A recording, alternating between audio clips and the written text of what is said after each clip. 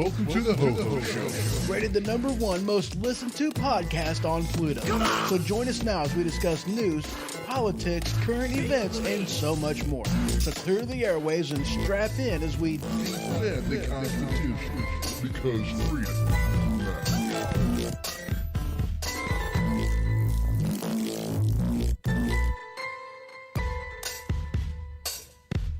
Broadcasting live from the Cottage Studio, welcome to the Ho-Ho Show, and as always, I'm your host, Ho-Ho. Hey, how's doing? I hope you're doing good. I really do. And hello, Dave, over there in YouTube land. Good to see you. I don't understand how your chat arrived in there like at 6:30. That was kind of weird. I was like, how did that happen? But anyway, we've got all kinds of stuff to talk about, and we are joined in studio by... Crap. You know, I could have told you a minute ago what your name was. Oh, hold up. I'm an idiot. There you go. Try that again. Hear me now? Yeah, I can hear you. Get closer to it. There we go. What's up? It's 217 Dutch. What is up? All right. So, yes, joined in studio by him. And we're going to be talking about some stuff. We are going to be talking about some funny stuff, actually. And y'all know how I like to start the show. I like to start off with some satire, throwing some of that stuff into there. And we are starting with an article from the Babylon Bee. I read this. I had to laugh because y'all know that Thursday was Groundhog's Day. I like Groundhog's Day. I like the movie, actually. That was a good movie. Did you watch the movie? I did not. Get closer to the mic, man. Right here. Get up on that, man. Eat it. Kiss it. I'm right up on it. There you go. Go kiss the mic. Oh, come on. Kiss the mic.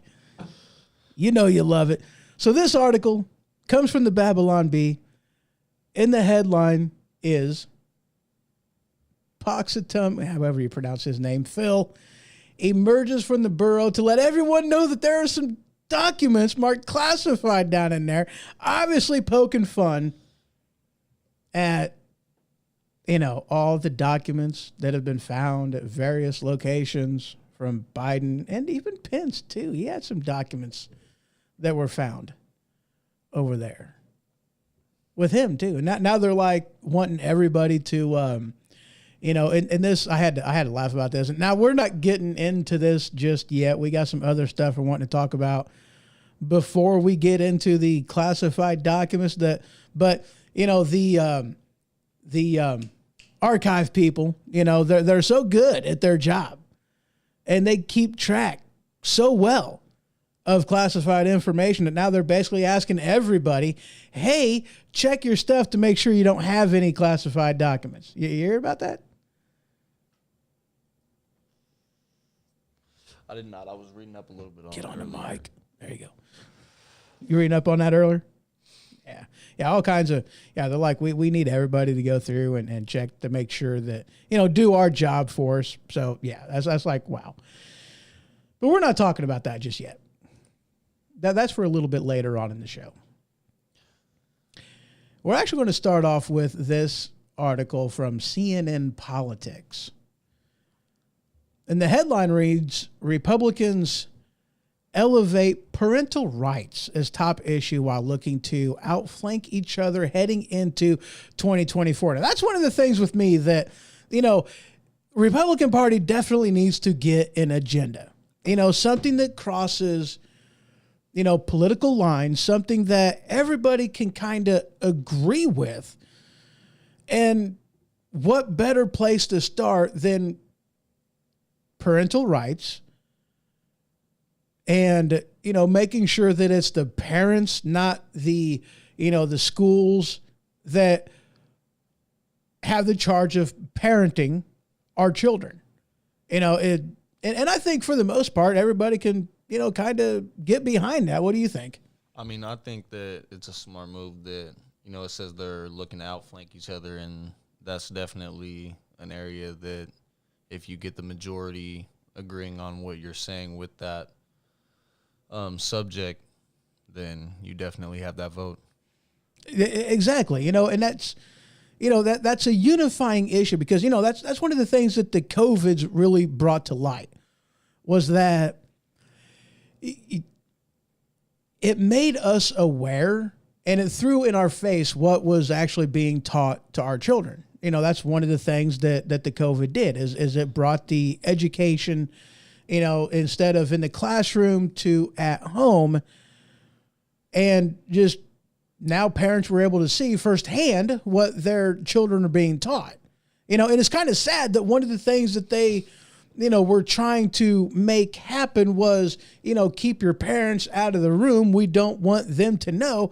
And I don't know about you, but that seems pretty shady to me whenever teachers are trying to hide from their parents what they're being taught in school. Don't you agree?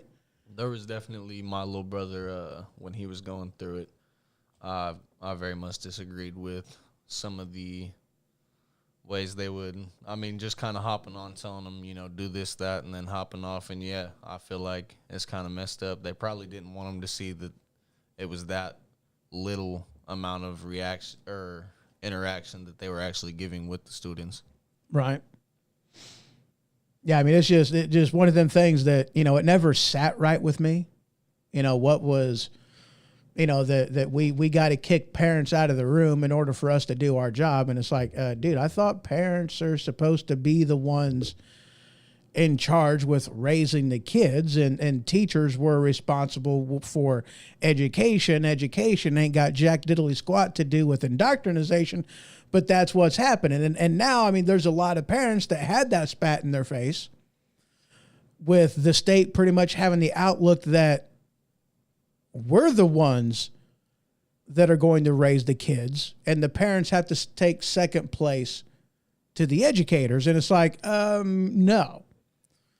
And there's a lot of parents that cross the, political party lines that this really speaks to, and it's definitely something that can unify and bring Democrats and Republicans, at least the people of, bring them together, and I think that that's something that in a lot of ways, if we're going to win in 2024, we kind of got to do that.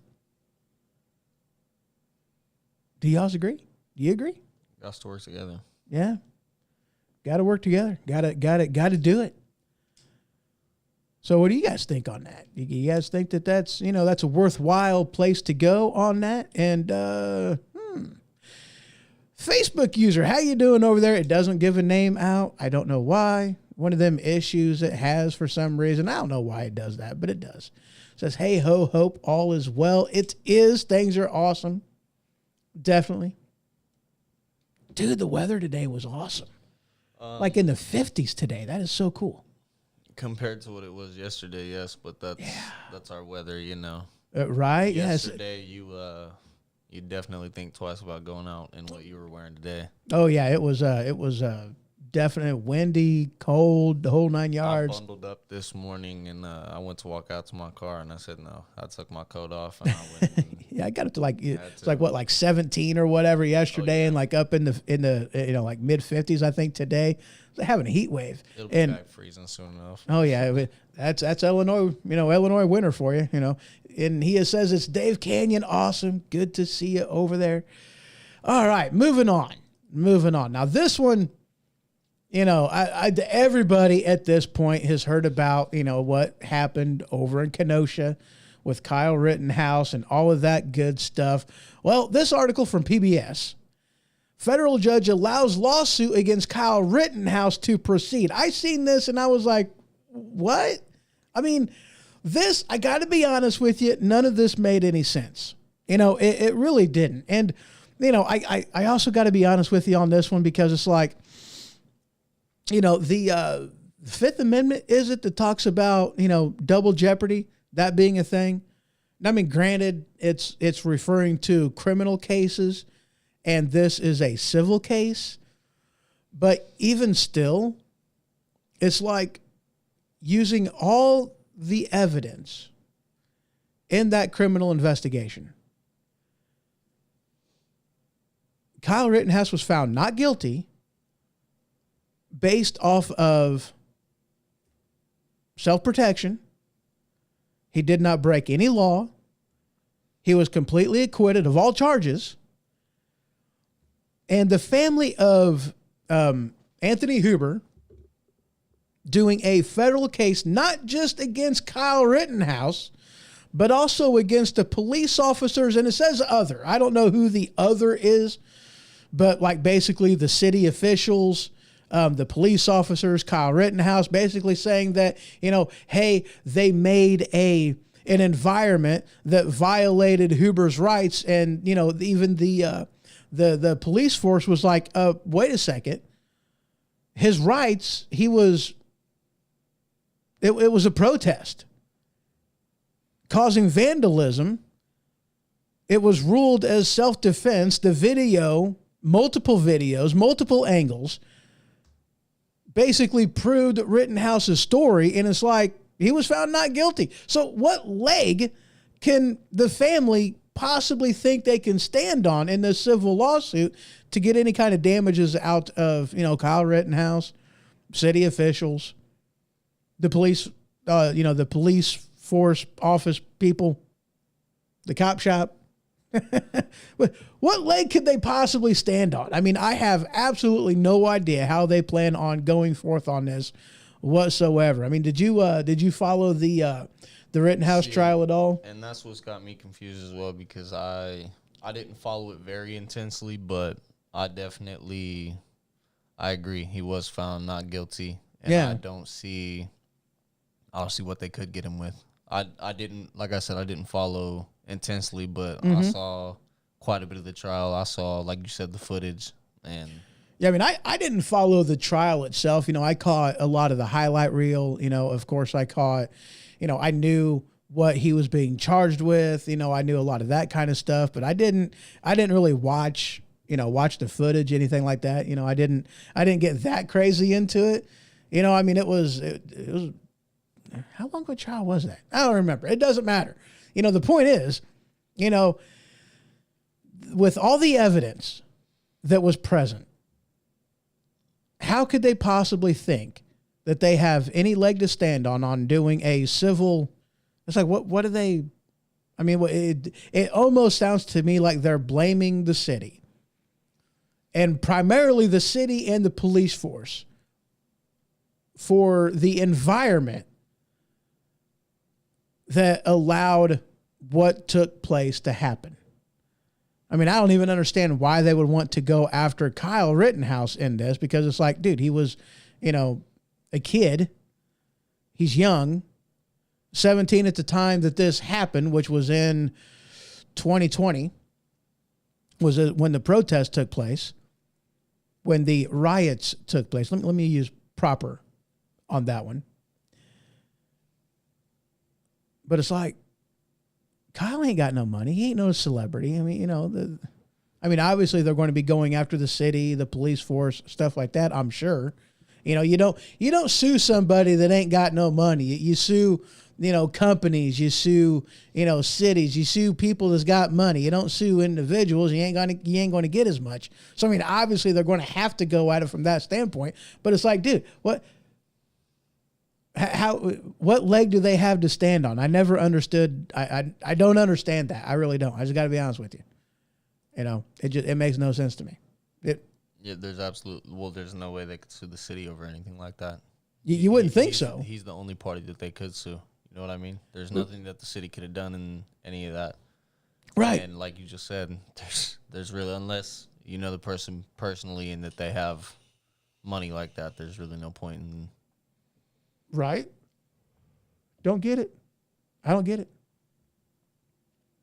This next headline, talking from the Peacock, CNBC, headline is, the U.S. plans to stop buying COVID shots for the public this fall, and here's what that means for you. Now, there's all kinds of things coming out about this whole thing. There's more to it than the surface level of what meets the eye. They are... okay, here's part of what they're wanting to do. They're wanting to lift, and I think they're talking about doing this in May, all the COVID restrictions, all of that kind of stuff. President Biden has already talked about those getting lifted, all of them, this coming May. All right. So that's one of the things they're looking at doing right there is lifting the mandates, lifting all the restrictions, everything come this May.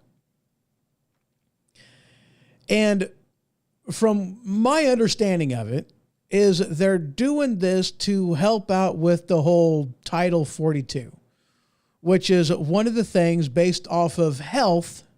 That's their reasoning behind this for people that are actually going about it half-assed the right way with the COVIDs and whatnot, that, keeping them in Mexico before they cross over because it's a medical restriction. That's what the whole Title 42 is based off of. So in order to help that along and make that not an issue, that's why they're lifting all the mandates. And that's more or less what what other people that I've heard think. That's really what makes total sense to me. How about you? Does that make sense to you? Or, have you heard anything different? I haven't heard any opposing views, but yeah, definitely. Yeah. Excuse me. Definitely makes sense to me.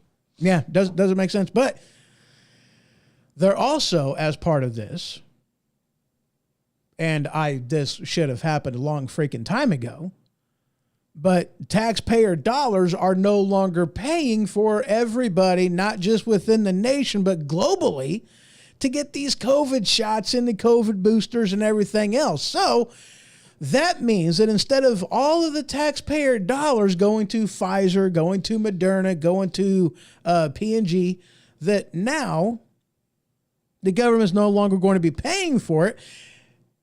And the customers, the people taking the shots, are the ones that's going to have to get, they're going to have to pay for it. They're going to have to pay for it. And their prices, and this is what's hilarious to me. Have you heard this one? The prices are going up, like skyrocketing. That's one thing I was reading on. Yeah. That they were mad that they couldn't get cheaper vaccinations. Oh yeah, they were going, hey, like they, and I think, and I could be wrong on this, but like, Pfizer, I think specifically was talking about doubling how much they're charging for this. And the government's like, wait a second. Well, you mean to tell me, because here's the thing. And this is the big kick in the ding ding.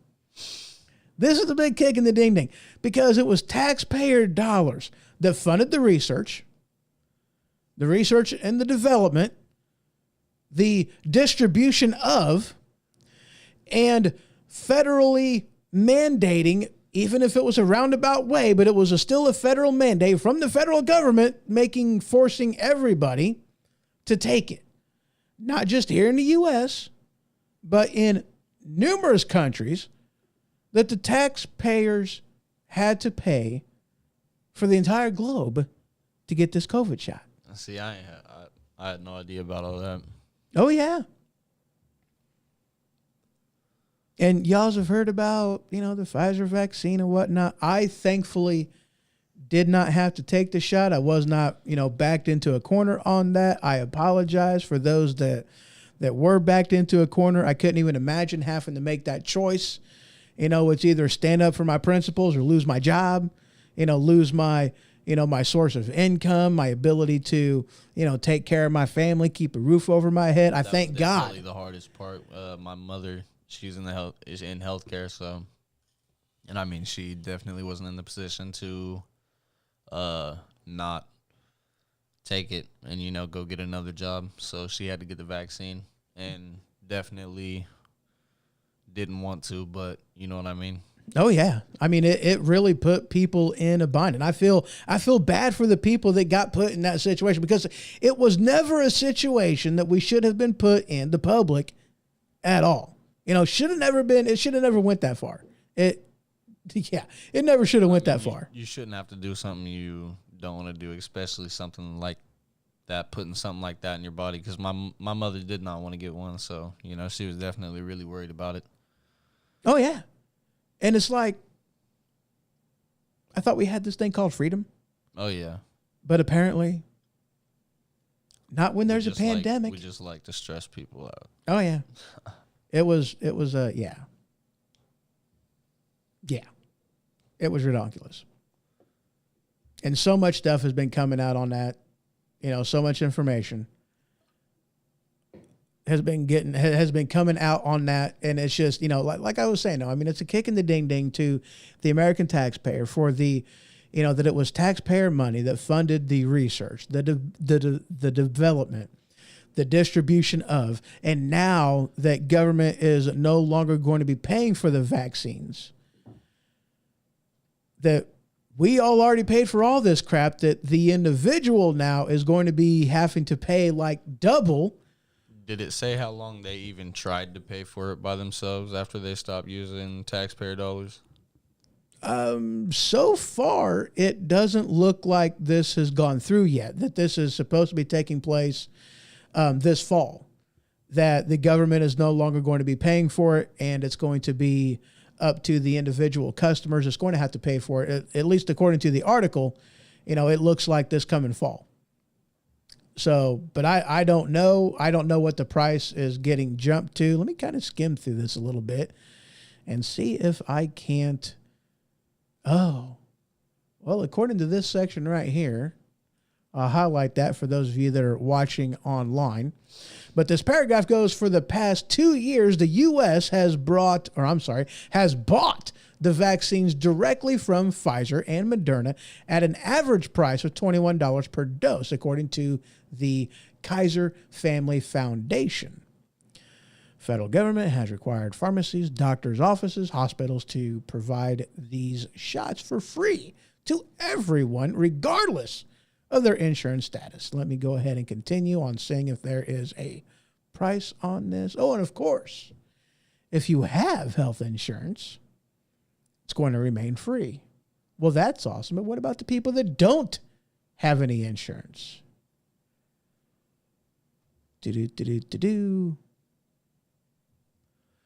Let's see, selling the shots on the private market and the current federal stock until the current federal stockpile runs out. Federal program to provide them for free. Yeah, I'm not seeing. Oh, holy crap. Here it is. Buried way down on this article. Oh, wow. That's, where did it go? There it is. Pfizer and Moderna. Are you ready for this one? Pfizer and Moderna have said that they are considering hiking the price of the vaccines to somewhere around $110 to $130 per dose once the U.S. government pulls out of the vaccine program. Holy cow. From $21. Yeah, because that's a fair price, and that's for, you, like you said, if you have insurance, it remains free. Right. So, if you have that's a fair price for people that can't afford or just can't get insurance. But dude, taxpayer dollars paid for the research, paid for the development, all the doses that went out nationwide and globally to, since when was it the job of the American taxpayer to pay for every country to get a dose, to get their shots, to get their boosters? Since when was it our job to do that? And now Pfizer and Moderna are going to stick it to the American people. Let's just call it $120 per dose, whenever taxpayer dollars paid for the research, the development, the distribution of, for the globe to get a shot. And now it's $120 per person, since the government's no longer going to pay for it. That is bravo, Sierra. Yeah, maybe if we were getting, other countries were paying for maybe some of our vaccines or things like that, and maybe that's a crude way to see things, but yeah. But not only that, but here's the thing, though. This is what happens when you get in bed with Big Pharma.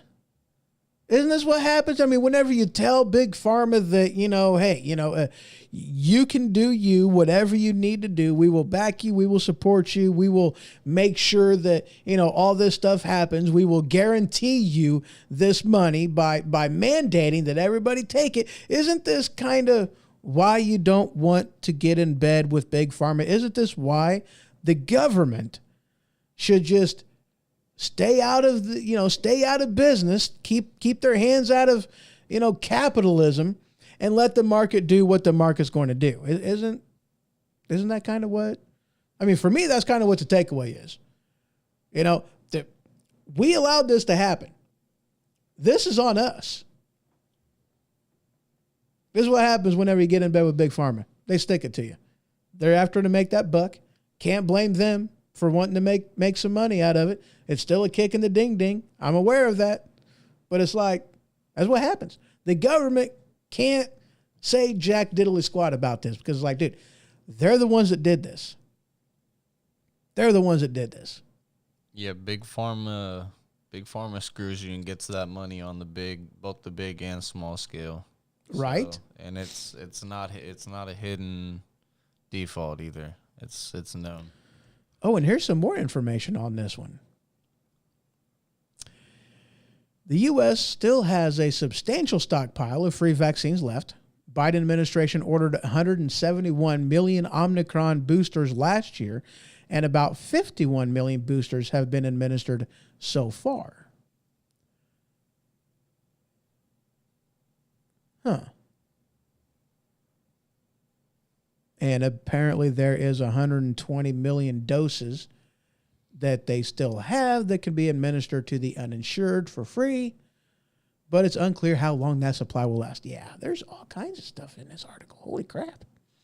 And of course, as always, if y'all want to check out the articles that I use in the program, head on over to thehohoshow.com. Just click on that newsfeed tab, and there you'll see my magazine on Flipboard, my go-to hub, my one-stop shop. And you can check that out. So we're going to go ahead and take our first break. And when we return, we are going to be talking about the double standard that they claim that the Republicans have whenever it comes to booting people out of their committee assignments. That, and let's see, I think there was something else I was wanting to talk about on that one. Nah, we'll wait on that other one. We'll wait on the balloon. We'll do that in the next segment. But this is going to be entertaining for me. The double standard. The people that are getting booted off. That's going to be fun. All right, so just a couple of minutes, guys, and I will be right back.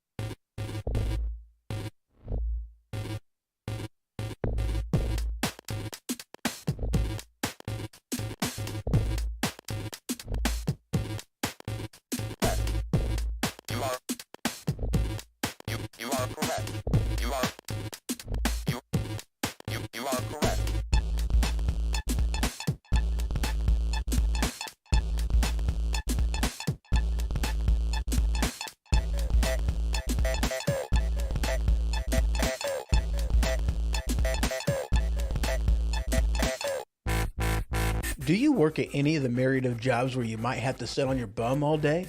Well, if so, maybe you know what it's like to suffer from the condition known as swamp ass. Well, if so, have I got the solution for you. Anti-monkey butt powder. That's right. Anti-monkey butt powder. You can use it indoors, outdoors, work or play, or on any occasion when you sit on your bum all day. Don't let your buns get red. Use anti-monkey butt powder instead. Available wherever anti-friction powder is sold. All right, and we are back. Yes, anti-monkey butt powder. Of all the promos that I've done, that one is the most truest. Angel Soft one's accurate. And the rest of them, complete satire. Complete satire. Don't believe what I talk about with the Tide Pod brand butt plugs. Don't trust that one. Yeah, never mind. Anyway, we are going to go ahead and dive right into this one. We are going to be talking about... Let's actually start off with... Well, I guess it doesn't really matter. This article from the Bulwark, and these two kind of go hand in hand, so I'm going to kind of do both of them, I guess, at the same time. But this headline says, Kevin McCarthy's double standard in sidelining Adam Schiff. And then you've got this article from Esquire. Sounds so uppity up, I guess, Esquire. It's difficult to sink to new depths when you're as shallow as the House GOP, but somehow... Yeah. And then it trails off from there. Let me turn that off and there we go. Yeah.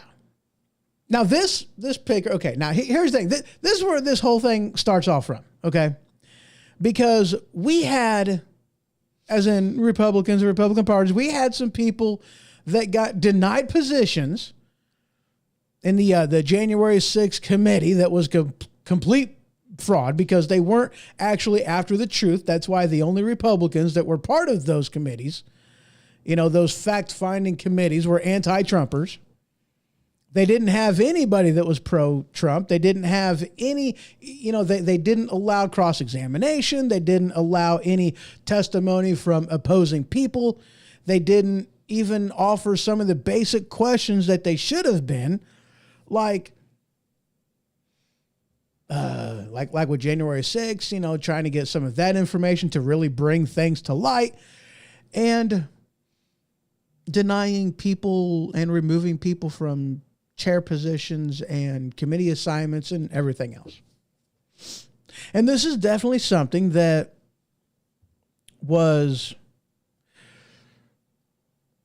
that the Democrats kind of started. This was a trend that they started. This was a direction that they chose to go. Now, before you say that, oh no, this was something that the Republican Party started. No, that's not true. Because the person that the Republican Party removed from office, they only did so at the behest of the Democrats.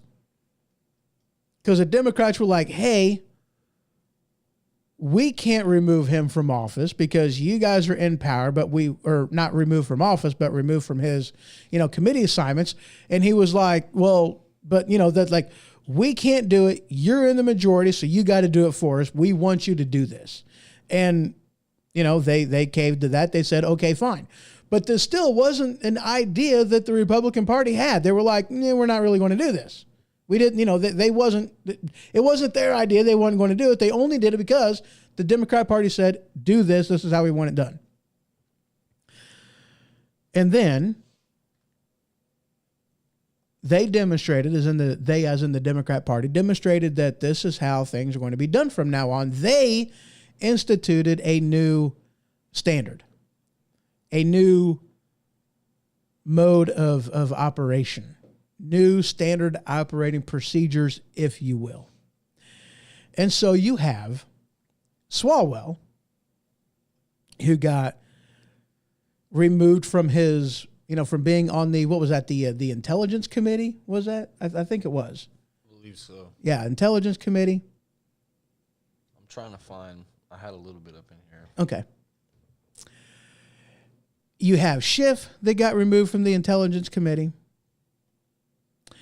Now, here's the thing, okay? Swalwell, sleeping with a Chinese spy, Fang. I believe she was a staffer. Chinese spy. That's pretty stupid.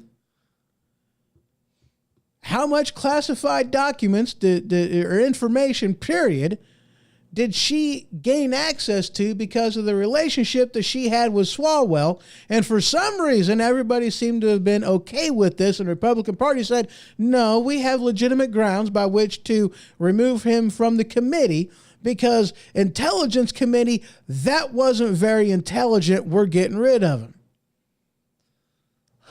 And then with Adam Schiff, somebody who lied his pants off. I'm surprised that this picker that's right here doesn't show anything from the waist down. We don't know if he's got any pants on, but it seems like he ain't got them on because he lied his pants off talking about Trump and all that stuff that was going on there, claiming that he had indisputable evidence that proved beyond a shadow of a doubt that Trump was guilty of the collusion and everything else that he was being accused of. Where was that evidence? Yeah, present it. Exactly. Present it. But he didn't present the evidence. If the evidence is there, then he is guilty.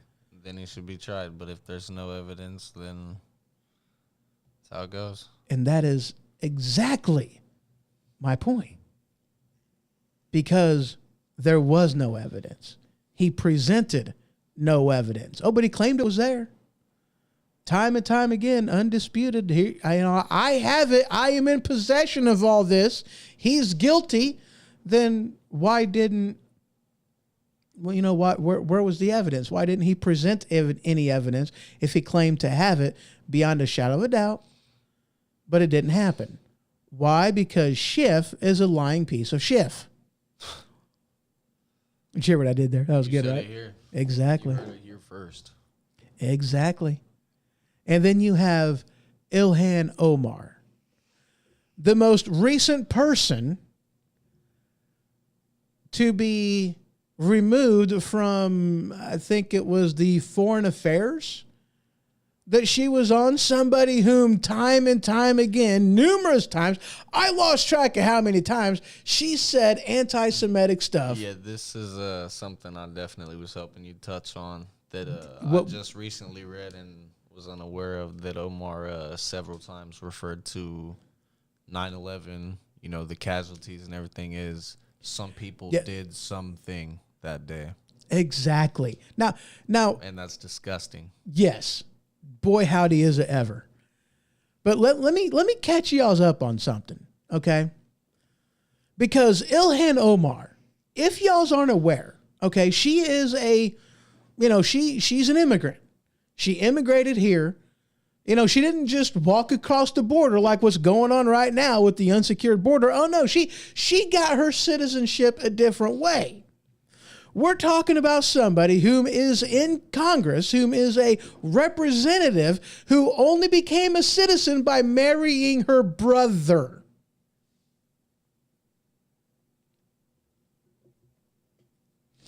Did you hear that? Oh, I gotta have. Did you hear that? I ain't got. That's how she gained citizenship. That's how she gained citizenship, by marrying her brother. Now, I'm not saying there was. Do we know if she remained married after she became a citizen? Well, we know, but she didn't. I don't know exactly how long she was married to him for, but she has a husband now. But anyway, back to the whole marrying her brother. John the non-believer. John.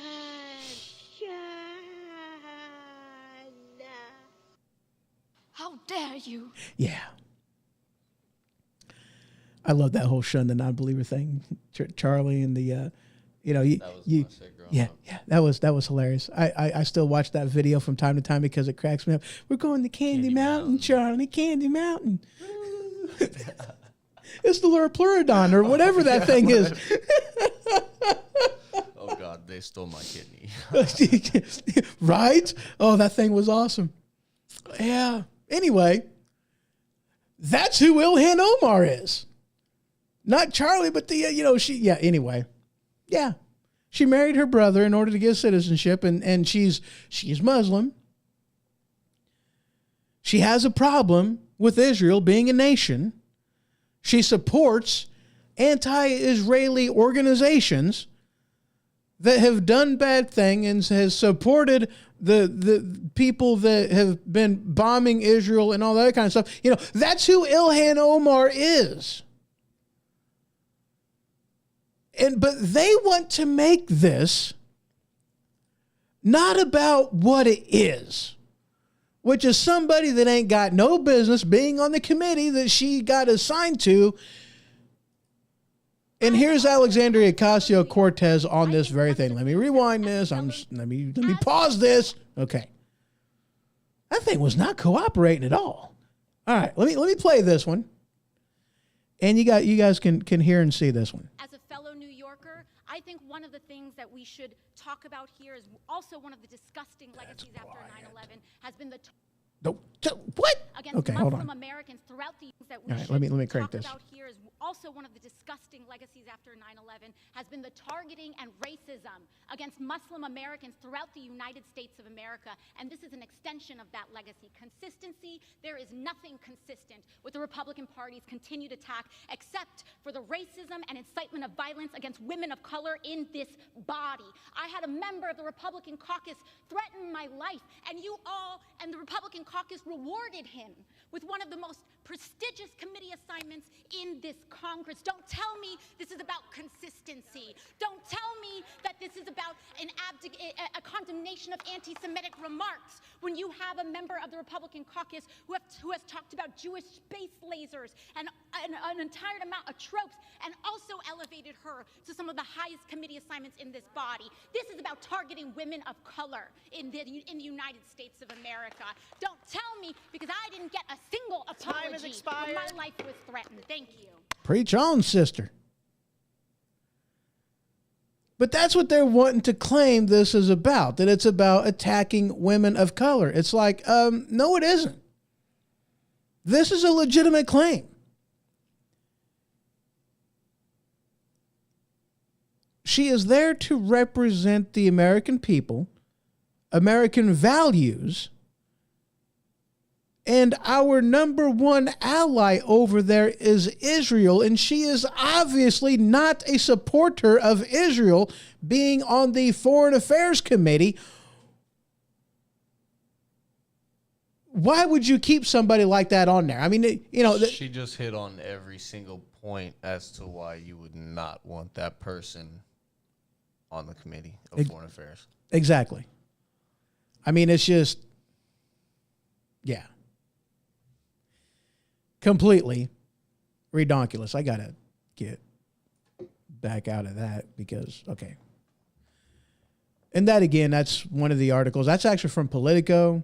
I think the video itself was, or at least the article that it talks about is Politico, but I'm sure that can be found on the YouTubes if you just search for, you know, Ocasio-Cortez.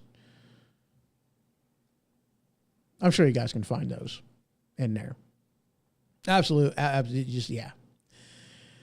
So let's recap. You got two members of the Intelligence Committee that did stupid stuff. Well, one of them did extremely stupid stuff, sleeping with the Chinese spy, and was surprised to get booted from, you know, the committee. Stop vibrating. Thank you. Everything was shaking. It's like it's an earthquake. Holy crap. Okay, anyway. You have Schiff. Okay, hold on. Let me back up. You got the Swallows Well, sleeping with Fang Fang, Chinese spy. You got a piece of Adam Schiff, whom lied repeatedly about having evidence that would condemn President Trump. You have Ilhan Omar, anti-Semitic comments, publicly making anti-Semitic comments a lot. Yeah. And they're surprised about any of this. You got anything to add on that? I mean, what I had said that I just recently discovered. along with her anti-Semitic comments. Just that, I don't get how you could say that about 9/11, all those lives lost. And it's just some people did something. I forgot. Yes, just some people did something, and that was it. Not putting any of the blame, any acknowledgement. I don't want to say blame, but not throwing any acknowledgement towards whom they were. I mean, granted, I'm not condemning all Muslims. I live in a town that, yes, we are a small town. We're a small town. We're a very small town. Yeah. I mean, well, we're a big town, but a small city. We're big enough to have some stuff, but we're still small enough to where got some diversity. we got a lot of diversity here. You name it, we got it. We got Mexicans here. We've got, we've got the you are here. We've got, we've got the here. We've got, we got a lot here. We really do. We've got the colors of the we got the colors of the rainbow and the rainbow community. We've got all kinds of stuff here. For being a small city, big town like what we are, we're represented. But no hate. No hate to the various people that are here. You don't kill me, I ain't going to kill. We ain't got no issues. As long as you ain't an ex-murderer, we're cool. That's pretty well it. I talked to like the guy that opened up the alcohol store down the road out. Yeah, dude, he's awesome. Too. Yeah.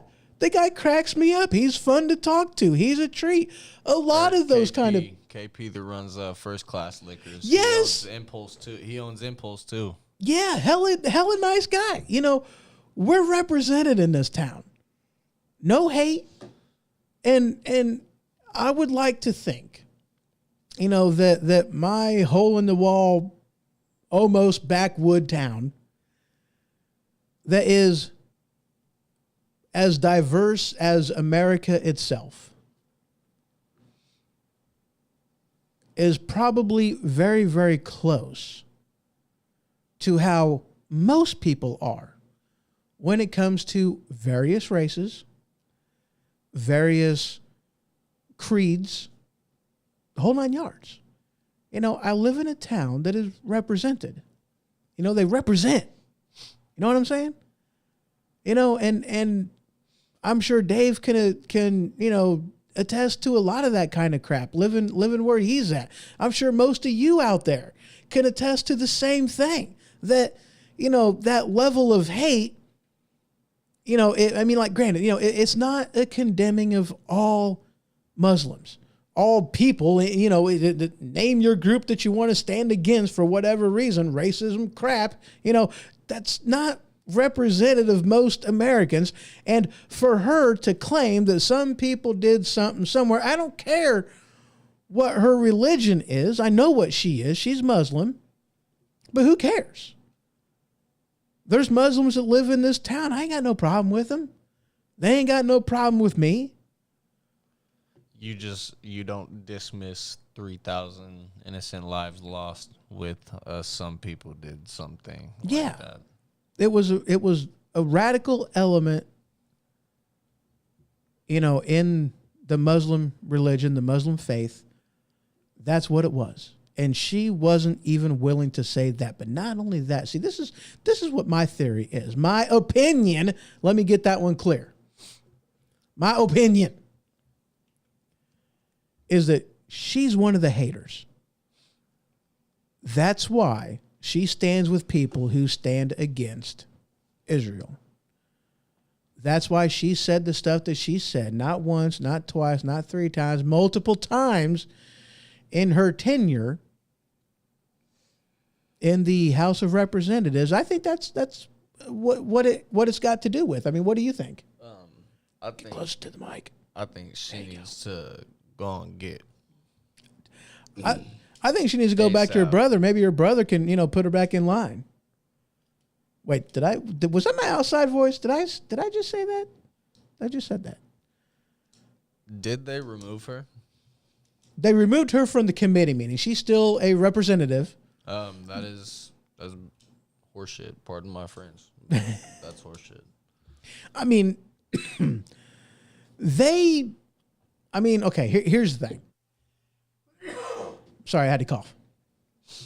Technically speaking, I think if they get enough members to vote on it, they can remove her from office, and then the state would have to get another representative. But just being honest, though, huh? It would just take too much. Is that why they're... Well, the Republican Party only has a 5-chair majority, and that's it. We don't have the votes to actually get her removed. And I mean, that's the thing, though. I mean, that it wasn't that long ago that she got elected into that seat anyway. The people whom she represents, know who she is, and they still voted for her to get back into office. I mean, granted, they could, but we just ain't got the votes to do it. And it's a fight that, who cares? You take her off the committee, you remove her level of power in that committee. That's not to say that she's not going to get another committee assignment. But she definitely does not belong on the Foreign Affairs Committee, not being able to align herself with our biggest, ally over in the Middle East, being Israel. She can't do that. So she doesn't belong on the committee. I mean, it really is that simple, and that's what it amounts to. And hello, Brian, over there in YouTube land. He says, word ho ho, what's up? Good to see you over there. So, yeah, I mean, so the Republican Party pretty much did the only thing as being, Kevin McCarthy being Speaker of the House. He did the only thing that he really could do, and that is remove her from a committee meeting that she ain't got no business being on in the first place. That was pretty much the extent of what he could do, the power that he had. And so that's what he did.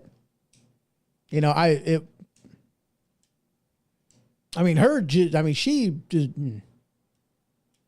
disgusts me on so many levels. There's so much stuff that, yeah. There's interesting stuff on her out there there really is. That's what I'm trying to skim through right now and find what else she's been. Yeah, I mean, there's some videos, there's some pictures of her doing stuff. Now, some of it you can't really say is her because wearing the stuff that you wear, it's kind of hard to identify people, but she definitely doesn't belong on that committee meeting. I'm glad she got removed. But it's still, it cracks me up that here you have Alexandria Ocasio-Cortez basically claiming that the entire, that this is an attack on women of color, and for Swallows Well, and for a piece of Adam Schiff to claim that there's no justified reason whatsoever for them to be removed from their committee assignments. It's like, really? Did you not pay attention to what y'all did when y'all were in power?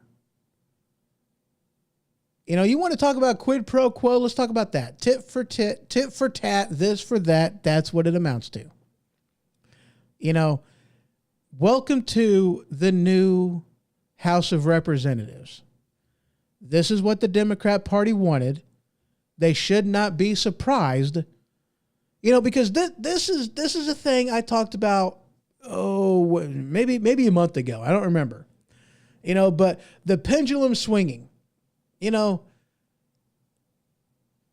Everything is a pendulum. It's the one party versus another party. The pendulum swings this way. Eventually, it's going to go back over here. Beware what you ask for, because the tactics that you use, the things that you do, will come back to haunt you when you're no longer in power. This is what's going on. This is what's happening right now. Brian puts in here, he goes, maybe someday they will come out of the Twilight Zone. You would hope so. I mean, you really would. You know, and this is what's funny too. Okay, I got it. That's a big maybe though. Yeah, That's right, a right. really big maybe. But this is actually what's funny though, is because one of the members that voted to remove her, okay, he said that I didn't remove her because of anything that she said.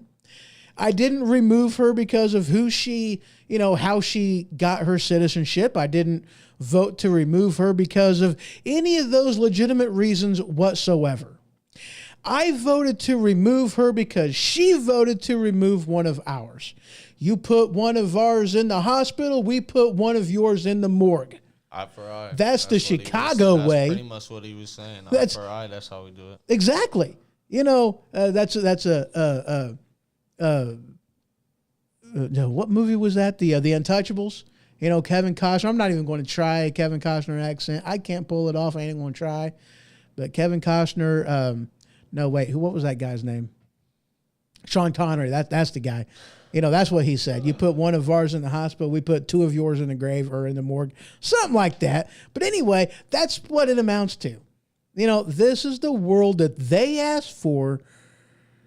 And that is why he voted to remove Ilhan Omar. It wasn't because of anything she did, which was justified in among itself. It was only because they first did it to us. Paybacks it.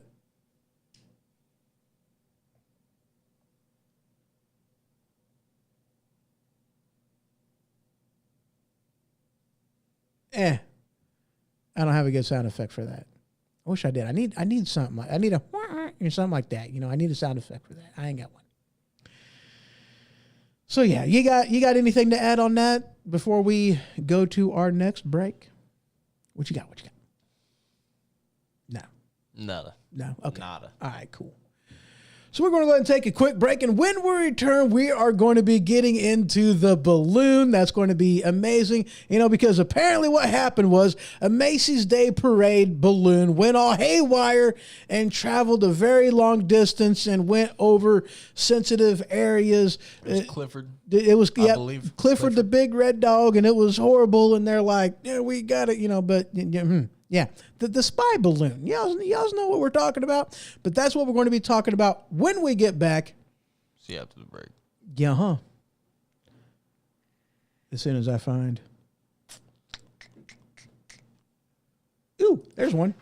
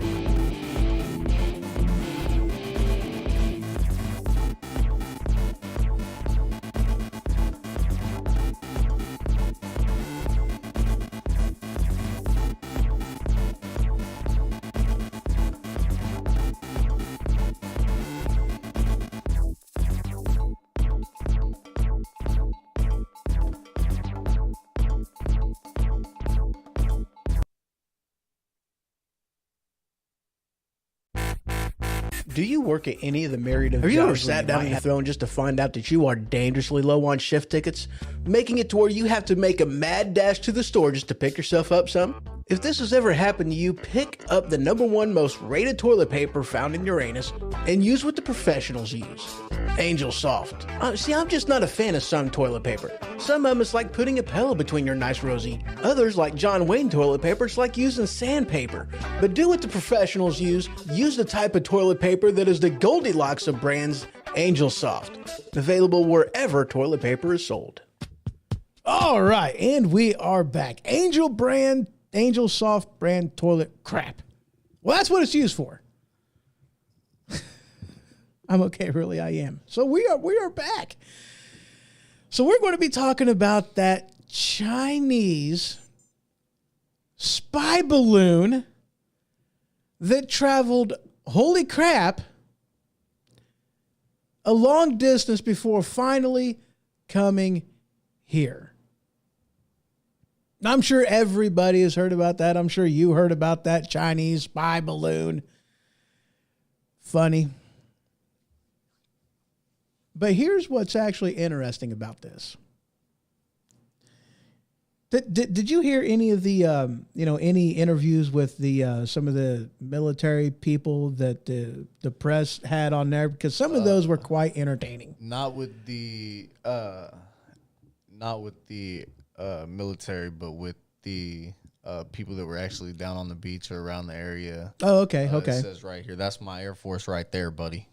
Right. Marks like that, yeah. Mm-hmm. But this headline right here from the New York Times. Okay. Headline. Oh, wait, hold on, I got to check something. My bad. Okay, we're good. All right. This headline from the New York Times, classified U.S. report highlights foreign power aerial spying with advanced tech. What's that? What's that mean? It has come to light that Biden knew about this long before it ever crossed into U.S. airspace. Now let me tell you a little something, okay? This puppy came down from Canada into, I'm wanting to say, Montana. It says it was a week long. It took a week to go over the U.S. Yeah, a week to go over the U.S. And then it finally got to the Atlantic. Yeah, came down, got to basically Missouri area, turned and headed east, and then North Carolina out to the Atlantic Ocean. That's the flight path of this sucker, okay? Now, this thing was flying over classified areas, silos. Several. Yeah, several. It went over, that portion of the country. Mm-hmm. But there were several silos that it went over, various classified, areas, places of interest, but I got to be honest with you about something. I am truly disappointed in the American people. This article from the Rolling Stone, please, we implore you, don't try to shoot the balloon down. Well, if y'all would have done your job, if y'all would have done what you were supposed to do, get up into the Batmobile, grab that stinking thing, the very first one that grabbed all the hot air balloons, that one with Jack Nicholson and Michael Keaton. If they would have done that, they could have gotten rid of that stinking thing, but they should have brought it down just to make sure that you see what it is. See, and that's how they that's how they would have had to go about it. They said that it was like the size of 3 school buses, and that's why they waited until it was over water, so they didn't have any casualties. But they also said that because of that, they didn't have any boats in the water when it got shot down. Yeah, which is I call Bravo Sierra. That thing went over Missouri. It went over Illinois. It went over Indiana. Went over Ohio. Went over parts of Pennsylvania. I mean, it went the distance. Okay? They wrote a song about that. He's going the distance. He's going for speed. She's all alone. All alone. Okay, anyway. In a time of need. Okay, that's it. That's all I got. It's a good song, by the way. Yes, and China says that it's a weather research vessel blown off course. Right, and we'll get into that, because if anybody believes that, then they're freaking stupid. I got some swampland I'll sell you, in the desert. Okay, it's Out in Vegas. yeah. I got some swampland I'll sell you out in Vegas if y'all believe that load of Bravo Sierra. But back to this, we implore you, don't shoot it down. And in which case, I'm surprised and a little disappointed that nobody did, but at the same time, I'm kind of glad that they didn't, for the simple fact is we had no idea what this was. Okay? They could have had some sort of biological something in there that if we would have shot it down, that it could have released into, and been bad, had it been bad like that. Okay. And of which case I understand why they didn't want to do it, but I'm still very, very disappointed that nobody did, because it went over, fly over America, some gun toting, root tooting sons of guns. Shoot it down, guns, get it. Anyway, it went over them. It's like, we know that there's some people with some bang bang pew pews that were out there that could, and nobody did, and that's just I'm disappointed in y'all. You shame me. I'm ashamed. That's bogus. Y'all know what you did. Don't do that no more. Next time, shoot the balloon. Exactly. Sometimes you got to step up, do the government's job for them. I mean, what's up? A balloon. That's what's up. Anyway.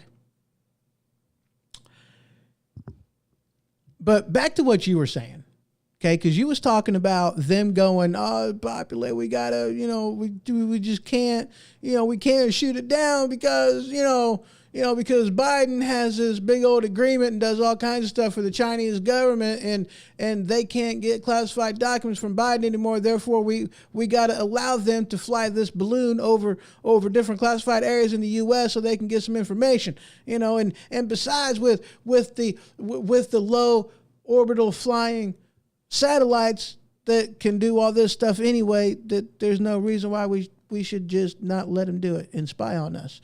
And it says the claim was rejected by U.S. officials who said the craft had been over areas of Montana where nuclear missiles are siloed. Exactly.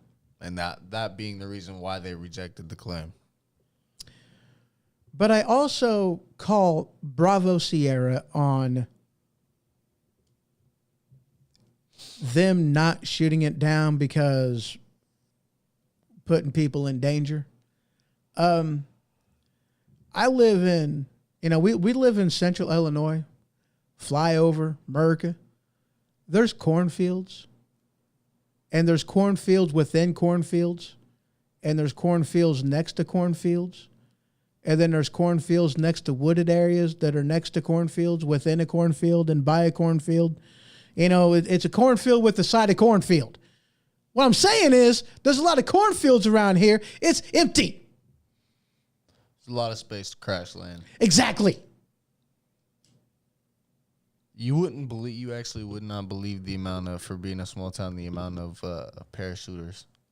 Oh yeah, there's a lot. We got a municipal airport. Did you remember the plane that crash landed in a farm by, Litchfield? Yeah, I was like on Boffman, about ready to turn down Spresser, and then I looked to my left, looking for traffic, looking for cars, trucks, semis, whatever. We're going to lunch, and then I look right, and what do I see going down the road? An airplane. That airplane that crash landed, they towed it through town to take it back to the airport. I was there and I got some pictures of it. Yeah, exactly. So I mean, we got some spaces that it could have been in. I've lived in Missouri. There's some open places in there that it could have been put down to. It's pretty much Illinois, but a lot more hillious and mountainous. Yeah, and they got more caves than we A lot got. fucking prettier. Oh yeah, dude. Yeah. I liked Missouri because I lived like right on the edge. I kid you not. When I lived in Missouri, I was 10 minutes away from Six Flags in Eureka, and I was right next to a wildlife reserve. It was so, oh, dude, deer, See, all kinds of my animals, grandparents live gorgeous in, area. I think it's Camdenton, but they live up on the mountain. And my uncle, he's an auctioneer, and he's got like this little Oh, that's cove cool. down at the Lake of the Ozarks. So they all be down fishing down there, and it's beautiful. So I went down there one Christmas, and it was Christmas Day, and I was in a T-shirt fishing down there on Lake the Ozark. It was Nice. I'm jealous. But yeah, so I mean, you know, and then you got Ohio, the same. A lot of a lot of openness. Pennsylvania, a lot of openness. Brian put, so that's where you escaped from, right? Misery. Hell yeah. So what my point is, they had all kinds of opportunities to dump that thing in its place. That, I mean, granted, then things ain't going to fall straight down. But with acres upon acres and 100 acres upon 100 acres, I mean, the 100-acre woods is inside Illinois, but it's a 100-acre cornfield, but that's beside the point. Anyway, they had places they could have done it at if they so chose to, but they chose not to. That's what I'm saying. It was a choice for them not to. Our military, our government, allowed a Chinese spy balloon to leisurely float across a good portion of the U.S. on a recon mission and waited for the mission to be over before doing something about it. And you think that puppy didn't have satellite communication, that they didn't download all the information that they needed before it was taken down? If you believe that, you're a fool. We chose to let it happen. And the people that were on the ground and just went, ooh, balloon, pretty. The balloon. It says the balloon entered the U.S. air defense zone of North Alaska's islands on January 28th. Yeah. They had over a week. Yeah. Or at least that it was, I mean, it took some time for it to travel over here, It took some time. They let it happen. That's my point. There was all kinds of places they could have taken this thing down over in Canada. They knew it was there.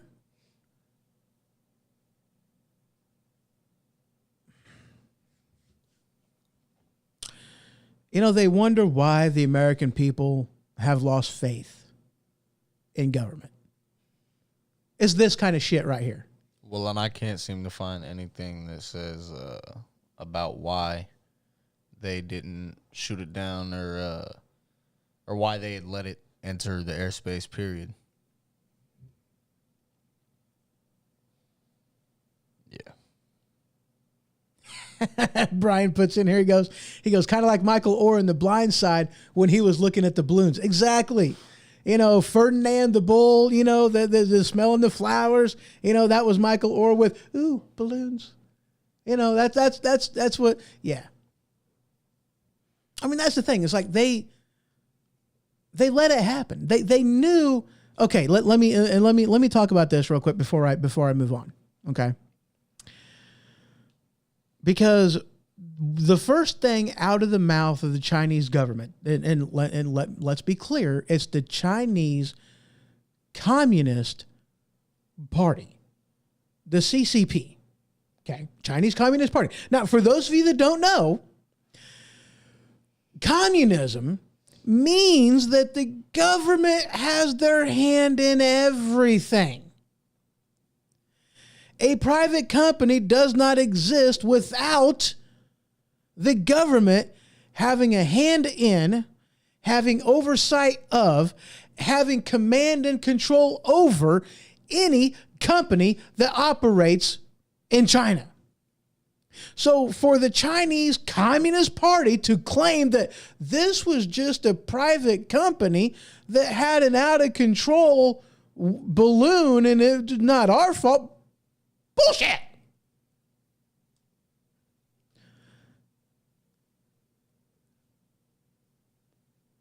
Do you believe that?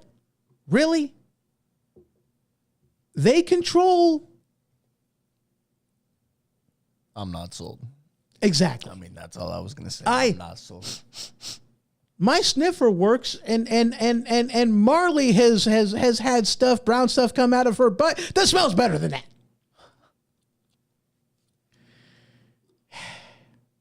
Really, guys? I mean, granted, there's people in this country that believe it. I'm sure. You know, they believe that the CCP, the Chinese Communist Party, well, that's just, it's innocuous. They don't exert that kind of power. That, I mean, TikTok is fun and great, and they don't do the crap that they do. It's not a spyware program. I mean, it's nothing. It's innocuous. They're not saving all your passwords and everything and keystroke on your device, and they don't know everything about you. They don't turn on your data just to turn on your data and so they can track everything you're doing. They don't listen to and record your voice because they're trying to get all that stuff from you, and they can do all kinds of stuff. They're not taking pictures and stuff. They're not doing all that. They ain't tracking you. Really? You believe that? I hope not. But there's people out there that are that stupid that they will believe. Unfortunately, I don't want to say I feel bad for them people, but stupid is as stupid does. My mom said. I'm glad you understood where I went with that. Stupid is a stupid do is. My mom. And I was running. Me and Jenny were like peas and carrots. You better tuck that lip, boy. You're going to trip over barbed wire, whatever he says. I don't remember that line. You're going to snag that on the tripwire. Exactly. That was a good movie, man. It's back on Netflix, boy. Hop on it. Yeah. I was running. My mama said stupid is as stupid does. I still want that tattoo of Roy Orbison on my right butt cheek. So, there ain't no way I could do that. Tender. I don't care about the tender part. That was tender. I mean, having my adopted daughter put a tattoo on my butt cheek, just no. That's weird. That ain't happening. I mean, I'd put a tattoo on my butt cheek. That'd be funny. I want to do mom. And then if I do a somersault, it's going to say mom and wow, huh? Okay, you can do it. I'll do it. You can be, all right, cool. We got it. We got this figured out. I'm going to get, and I'll save it for everybody. I'll save it. Yeah. Brian puts in here, he goes, there is some people that are so stupid. How stupid are they? That they will look into a pile of horse shit thinking there is a horse in there. That's funny. Dagan, how you doing? He pops up in the YouTube. Welcome, sir. He says, hi, Dad. You're looking cute tonight. Oh, you're so precious. Hey, shout out to Dago. What's up, boy? That's awesome. Dagan. He's one of my other. I got a lot of adopted kids. Got a lot of extras. I got some extras. I'm not paying child support, so that's a good thing. I ain't been roped into that one yet. Well, kind of. My daughter's getting stuff off of me. Child support through Amazon. Yeah, right. All right, guys. So that's all I got for this. Unless you got anything to add. You got anything to add on that? I do not. All right. Me neither. I think we're done on that one. Let's do Echo. Yeah, that's a good one. All right, guys. Just a couple minutes, and I will be right back. We are about ready to talk about in the next segment what we got coming up. Peace. No. War? Maybe. I agree. We're going to be talking about the House Judiciary subpoenas. We're going to be talking a little bit about, the unemployment numbers that the Biden administration just keeps, adjusting stuff. We're going to be talking about Hunter Biden and some of that stuff. And what else we got? State of the Union info, talking about that. And and want to finish it up on talking about something with Musk. Not like the fragrance, you know. I feel like everything with Musk is very intriguing. Oh yeah, I am definitely intrigued by Musk. I'm ready to see. I like his smell. Wait, never mind. Just a couple minutes, guys, and I'll be right back.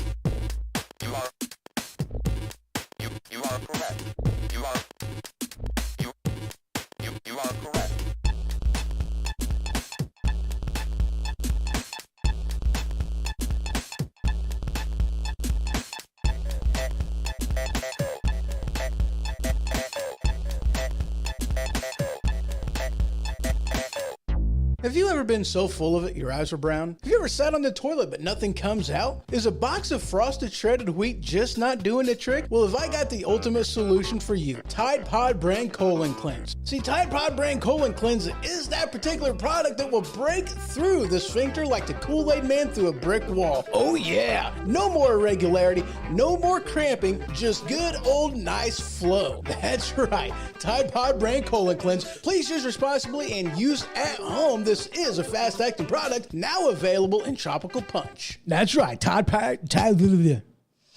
What I said. Tide Pod Brand. I do like Cleanse. that. Sounds Tropical Punch. Right? I mean, have you seen a Tide Pod? It looks tropical punchy. Dagan puts in here. He goes. Not much. I'd be over there if I wasn't bedridden. He sounds horrible. Oh yeah. He didn't sound very good yesterday. He did not sound on his game at all, which was also funny because, you know, I'm like 44, I think. Get the fuck out of here. I still, right? Yeah, I am. I know I don't look it, I don't act it, but I am, and you know, I'm still going through puberty. You know, my voice cracks a little bit. Oh my god. Yeah, it does, dude. It's pathetic. It does, though. I'll you know, answer the phone. Hello, hello. You know, and it's just ticks me off. It's like, dude, you'd think at 44, I'd be, you know, like my goal is though now to completely go through puberty. By the time I hit 50, I'm thinking that's a worthwhile goal. I'm not saying it's going to happen. I may have to wait till I get 70, you know, but I'm hopeful. You know, I'm hopeful. And that boy was sounding, you know, last night like he was going through puberty again. You know, his voice wasn't cracking. You know, not to drink. It was cracking. It's kind of funny. I wish I felt bad for him yesterday. Not really.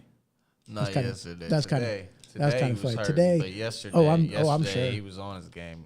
I'm sure. All right, so let's go ahead and get into this. We are going to start off by talking about Mr. Biden. This headline from CNN Politics. Biden rallies Democrats around accomplishments and against extreme GOP ahead of possible 2024 bid. Wait a second. Accomplishments? It says here that Biden said at the Democratic National Committee's winter meeting, we have more to do. Right? Accomplishments. Accomplishments? I mean, really? Accomplishments? I don't get that. I don't get that at all. You know, but one of the accomplishments that they're talking about now here's the thing. All right, no. I got to do the article first and then I'll get into that. This article from, again, the Peacock, CNBC. Yep. Decades low unemployment rate is welcome news for Biden ahead of State of the Union. And then this article from UPI. Uppy. Biden touts strength of labor market after U.S. adds 517,000 jobs in January. Let me tell you something, okay? Let me tell you a little something. I don't know if y'all are aware of how the Democrats and how Biden and how Obama, doctored a lot of these numbers, okay? But they only count, because they're only giving you half the numbers in here. They only count the people that are not on unemployment. They are not counting the people that are chronically unemployed. They're not counting somebody that isn't drawing a paycheck from the federal government. That's the only people that they're not counting. Okay, so they're not counting all those. They're only counting people that are getting a paycheck from the federal government that do not have a job, not the people that don't make enough money and get assistance, get public aid.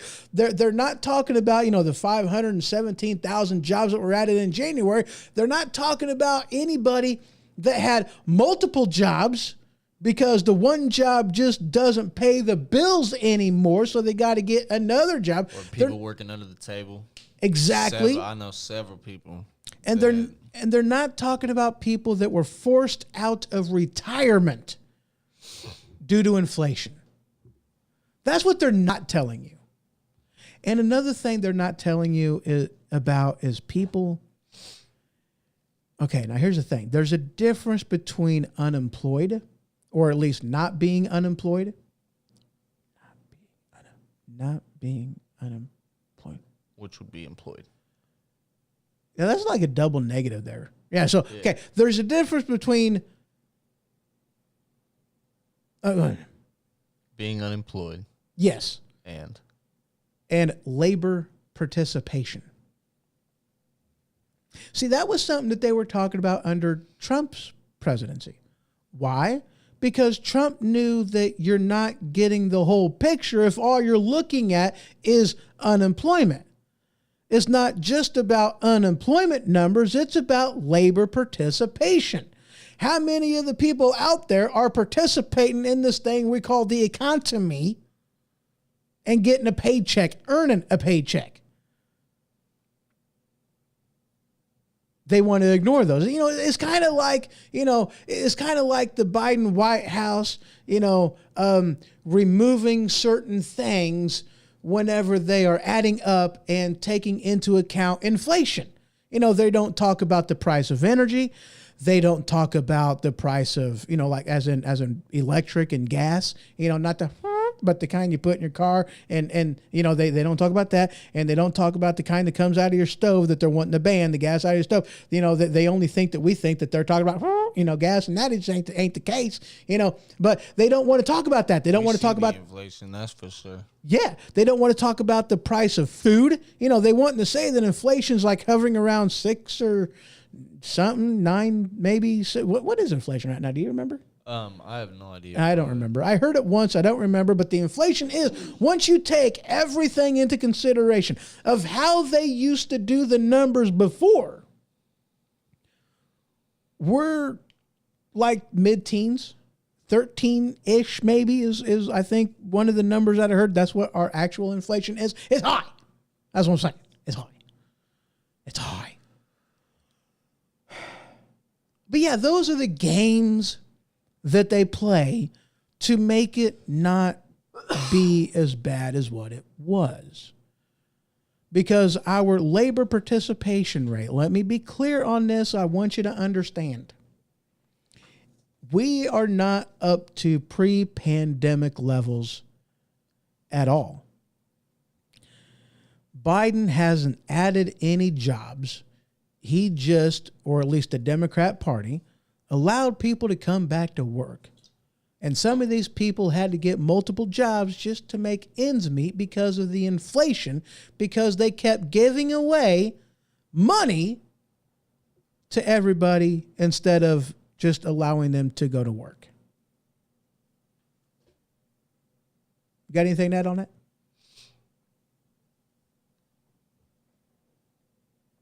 Empty thoughts. Yeah. Yeah. But that's some of the things they don't want to talk about. And so what you're going to get, because what's coming up real soon. Oh, wait, was that article wasn't supposed to be there.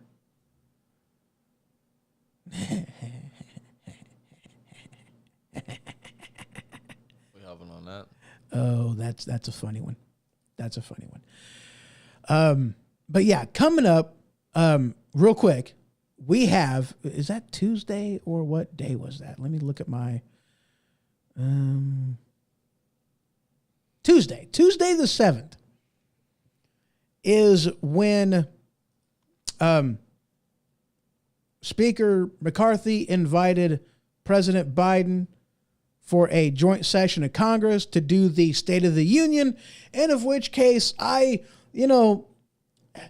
can only stomach so many lies at once. That's it.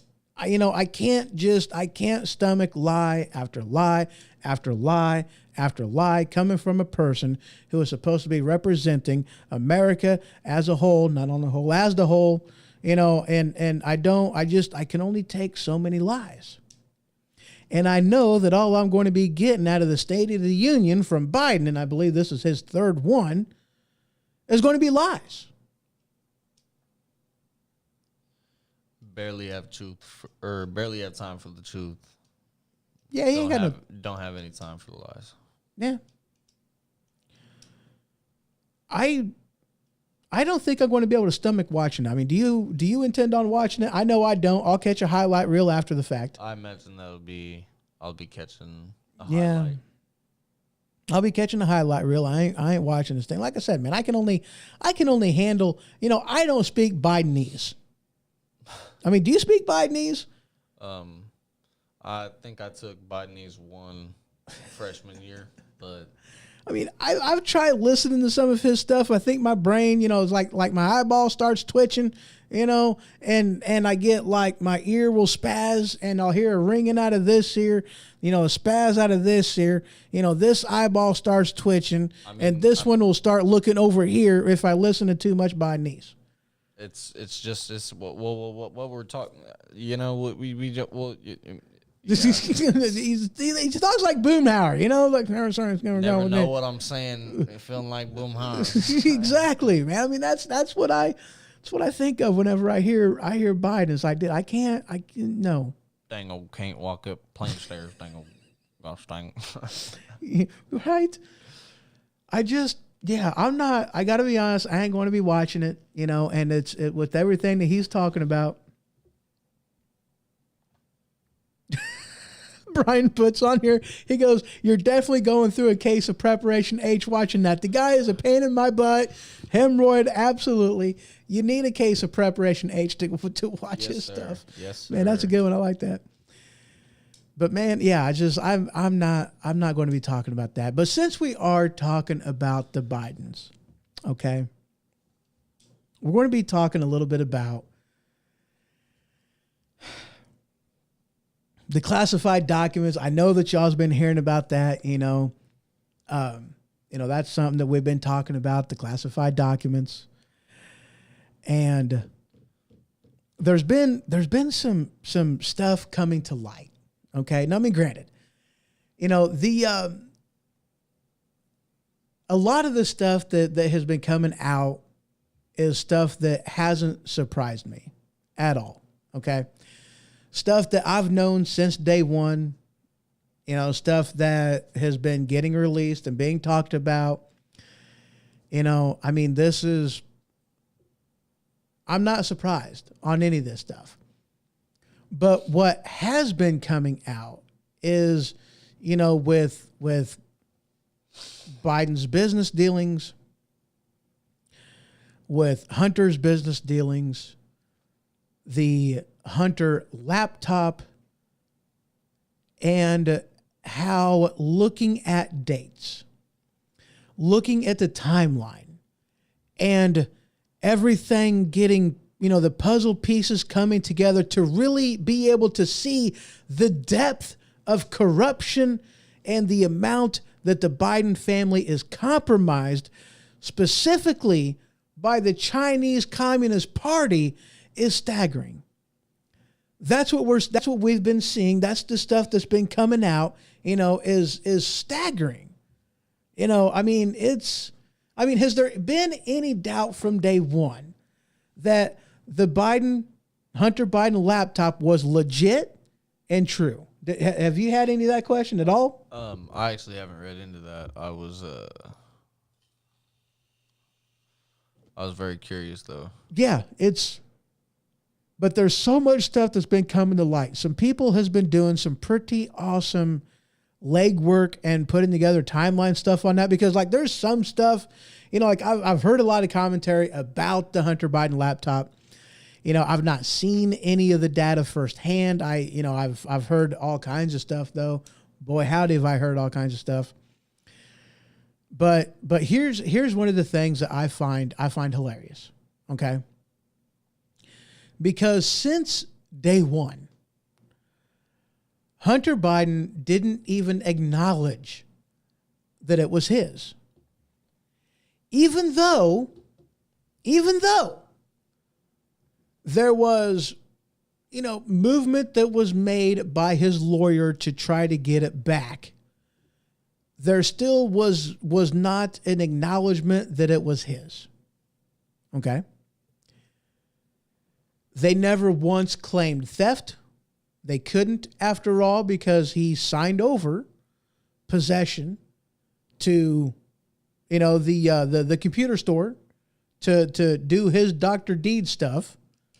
You know, he didn't have a leg to stand on that one. He didn't claim theft. He didn't claim any of that crap. Never did. Now, in interviews, he had talked about it, but he never claimed it legally.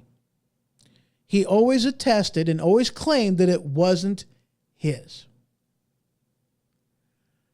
But now, are you ready for this? Are you ready for this? This headline, CNN Politics, let me bring this up for y'all to see this one. CNN Politics, Hunter Biden calls for criminal probe in aggressive new legal strategy. Did you hear what I said? Hunter Biden, criminal probe to investigate I think Rudy Giuliani, who's one of the people that had access to the hard drive and the information, the guy that owned the store where he left his laptop in the first place. And I think there was a couple other people that were part of this. Okay. Yeah, it says Rudy Giuliani and a number of right-wing political figures. Right. What was that guy's name? That were involved in dismissing the contents of the laptop. Yeah. So, just in case you didn't pick up on that, laptop with all kinds of very, very, very, very bad information on it. And I'm not even talking about, you know, the pictures of him doing crack off of strippers' bellies. I ain't even talking about that. I ain't talking about him doing out of somebody's butt crack. I ain't talking about any of that, which is bad enough. You know, pictures of him that are legit, of him participating in illegal activities. I ain't talking about none of that. I'm specifically talking about the emails that were on this laptop that really, really paint a different picture than what the entire Biden family has been saying about how involved Joe Biden is with Hunter Biden's business dealings. Because here's the thing, you can put meeting with Joe Biden, Hunter Biden, foreign executive, in line with an email from the laptop and a decision that the administration did that hindered American companies and benefited Chinese companies, which we already talked about, is the same as the Chinese Communist Party. The lines are getting drawn, the dots are getting connected, it's getting thick. It's getting real. And now, instead of claiming that it's not his, now he is accepting ownership, legally accepting ownership of the laptop and going after the people whom have had it in their possession. There's obviously a relationship with the CCP. Exactly. So, what's what's on this laptop? What are they? Man. How deep is the relationship with the CCP? Obviously, it's there. Oh, yeah. And they're only scratching the surface of the stuff that is in there.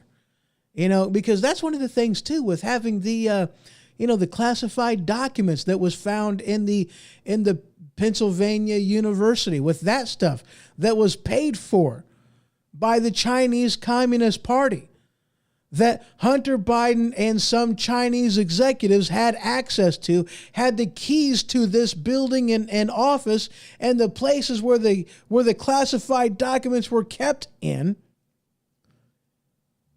I mean, these are all questions that have been raised on this. You know, it's not a question of, is the Biden family dirty? It's kind of, how dirty are they? You know, and that's kind of what we're seeing here. I mean, how deep does this go? But either way you look at it, now here's one of the things too, because we're hearing about so many things that the Oversight Committee and the Judiciary Committee are wanting to investigate, but it's like, dude, why? Okay. I mean, yeah, it sounds good to do all these investigations, to really stick it to the Democrat Party, stick it to Hunter Biden, stick it to Joe Biden. Let's get rid of some people. Let's clean house. Let's destroy the deep state. Let's let's right the ship, man. We're heading for the stinking, we're in the Titanic. We're going full steam ahead. We're heading for the iceberg. We got it in sight. It's right freaking there. I can touch it. Hello. I know it feels good to want to do 10,000 investigations on the Biden family and go just how deep with the corruption and with the weaponization of the FBI, the weaponization of, the get them convicted and then dig. You know what I mean? Yeah. But get them on something big that covers everything, and then you ain't got to worry about 20 or 30 small investigations. Let's just, kiss, man. Keep it simple, stupid. You overcomplicate things, they're going to fail. If you keep it simple, keep the main thing, and then you got a chance of something here. We need a quickie, no foreplay. I like that.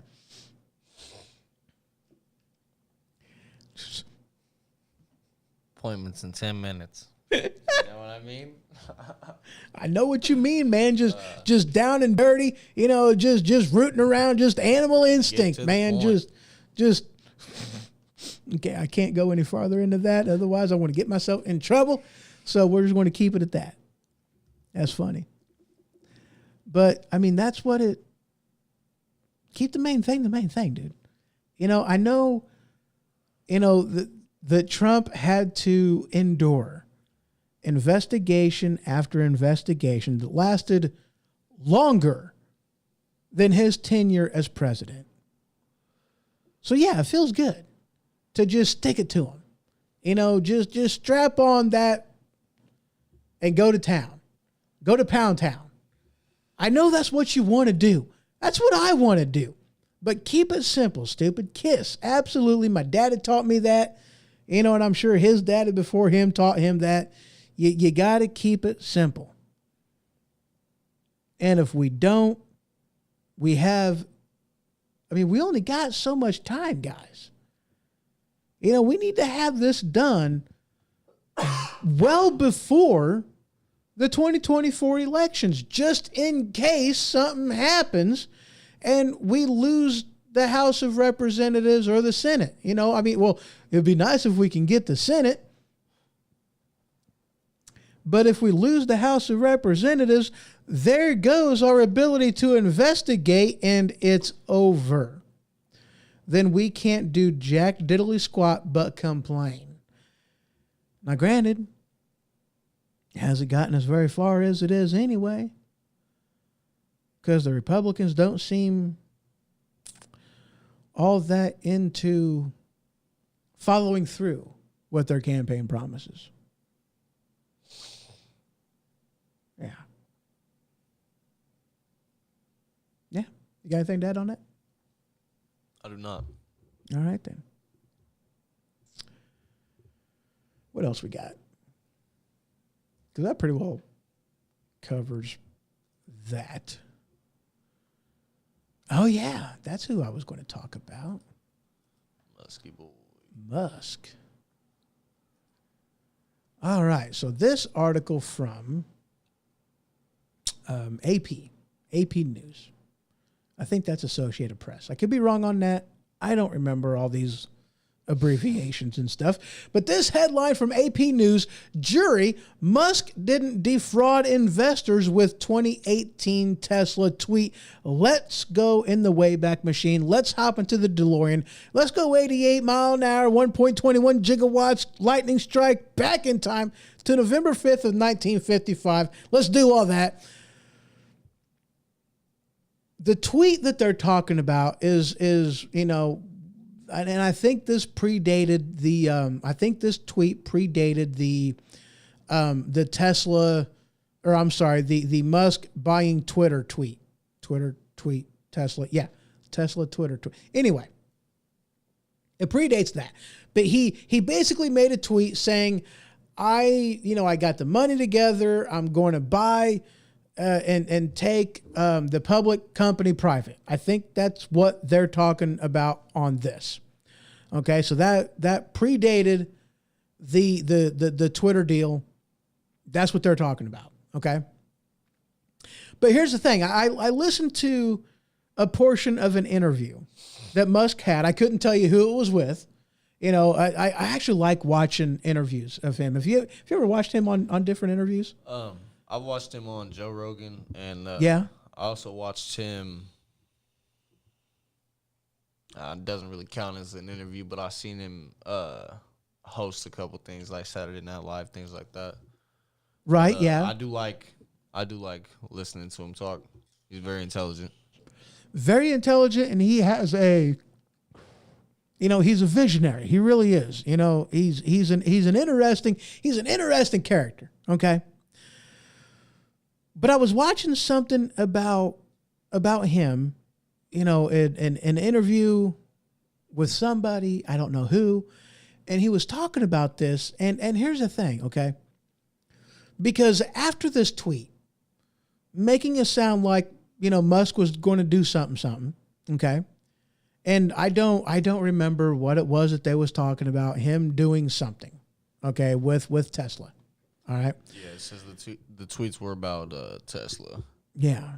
And a proposed deal. Exactly. It was a proposed deal that he was doing. I don't remember exactly what it was about. But what it amounted to was he made a tweet making people think he was going to do something, and it didn't end up happening.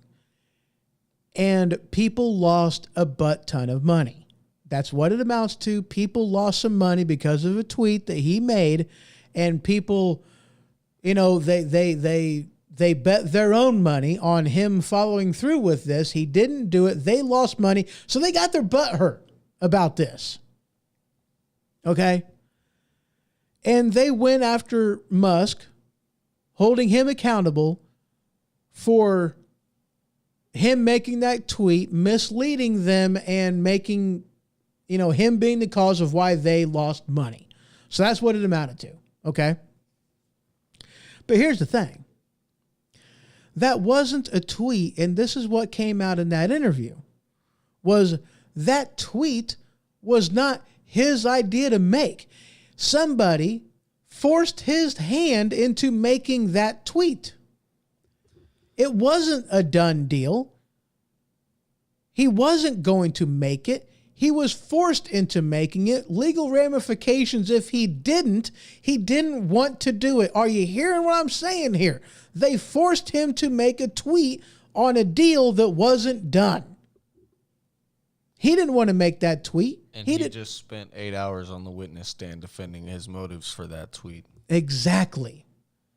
And apparently the jury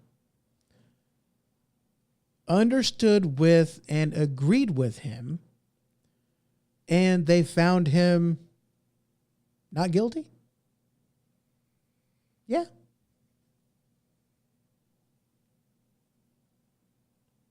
Not guilty. He wasn't responsible for what happened. It was a 9-member jury. I thought He wasn't even on hand for the reading of the verdict.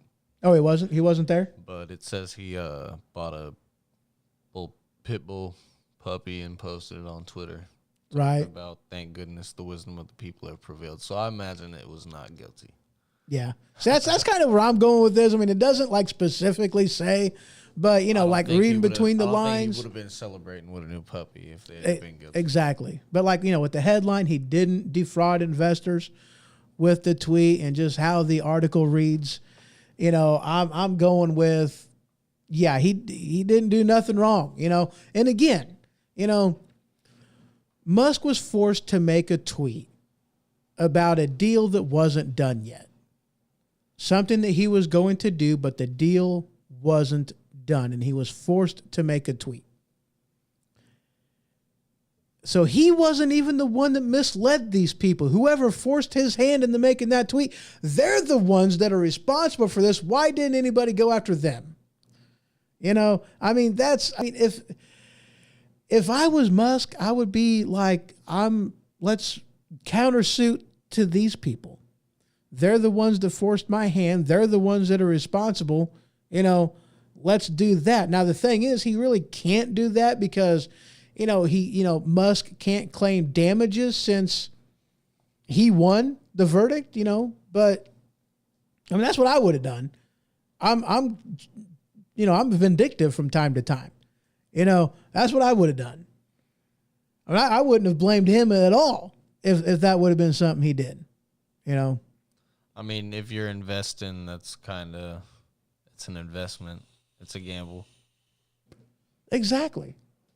I mean, I listen to the radio all the time. Past performance is not indicative of future results. What does that mean? Invest wisely. Not invest in the wisely, but invest wisely. Do your homework. Pay attention. Don't be stupid. Because stupid is as stupid does. Don't do that. Just saying.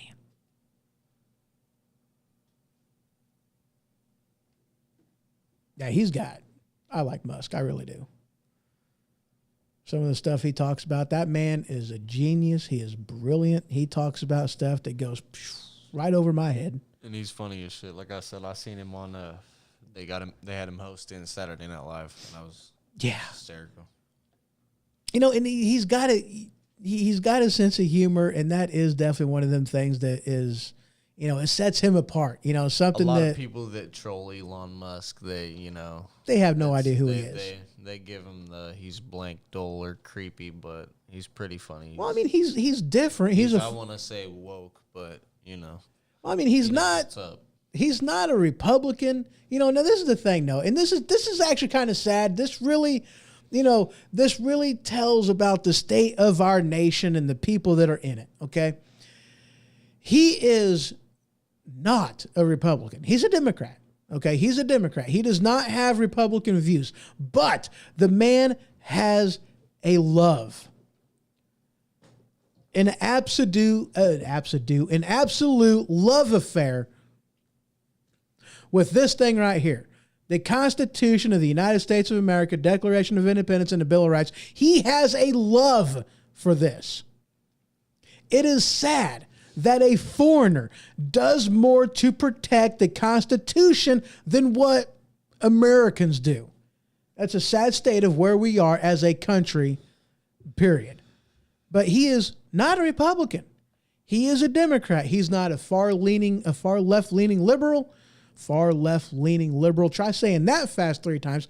Left-leaning liberal, left-leaning liberal, left-leaning liberal. Okay, so I guess it can be done. But the man has a love for the Constitution, and it's sad that it takes a foreigner to get it. You know what I mean? I mean, yeah, that's just, it's sad as hell. Yeah. It's sad it takes a foreigner to actually demonstrate to us, and that's why I say putting in more effort than. I mean, the man spent $4 billion on Twitter to make it a free speech platform, something that it should be in the first place. That's the thing. He's got money. He Oh, could be off in yes. Bora Bora, living, wherever he wanted to. Yeah. I like him. I really do. He could be blowing all that money on himself, keeping his smart investments, still earning that money, but. That was the thing, too. That was it's like he tried to back out of that Twitter deal. He really did, because Twitter was cooking the books so bad. I don't understand how, because he was trying to pull out of that deal. I don't know what Twitter did that had got him to switch, because when he did and decided that he finally was, he had said something to Twitter pretty much that if they weren't going to sell it, that he would buy their he'd pretty much buy out every other stock in Twitter. He basically, he did try, like once everything came to light as far as the bots and everything else, because here's the thing, whenever he went to buy them, they had to give up the books, their finances, they had to give up their investors' information, the money that they get from them, advertisements, all that other kind of stuff. They had to give up the books on how many people were using the platform. And it was a lie, because the amount of bots that were on the platform, the amount of duplicate, just of the ones that they knew of, duplicate and fraudulent accounts, fake accounts, the numbers weren't even close to what he was sold at.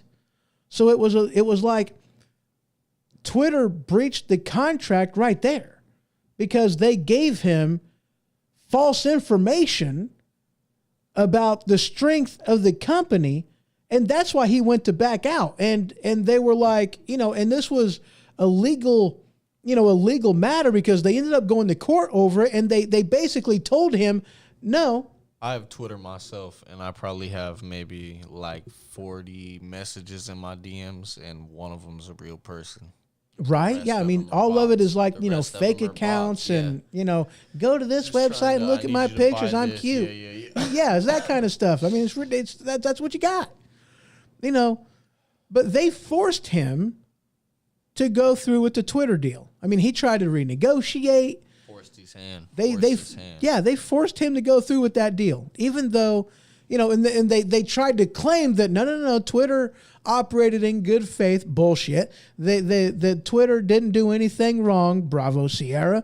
That's what they were claiming. It's like they didn't breach the contract, but if you pull out of that deal knowing the truth, getting to be able to look underneath the hood and check behind the curtains, that you're going to be a breach of contract if you don't go through it to $4 billion, whenever it was an obvious breach of contract, wait a second, I'm paying for, I'm paying for this many users and a third of them are fake. That's usership that isn't here. That means I can't charge for the advertising dollars of what I need to charge. That means that I'm not going to make back what I'm supposed to. This is not the company I'm buying. I'm buying a company that has this many users and a third of them are fake. This is Bravo Sierra. What do you mean that they lied? And they forced them to do it anyway. Bogus. Butkus. Bravo Sierra. It's horse. Bravo Sierra. All right, guys, you got anything else to add? I do not. That's pretty much all we got. That's it. Keeping it to 2 hours this time. I ain't doing what I did that one week. Almost 4 freaking hours. That was a long time. That was a long show. Yeah. That's all I got. All right, guys. Y'all have yourself a great one. Thank you for stopping by. Thank you for participating. Exactly. Y'all take it easy. Let me try to find that. There it is. This has been The Ho Ho Show. For more information, you can head to thehohoshow.com. And for the merchandise store, you can head on over to stinkpickle.com. That is stinkpikle.com. Until next time.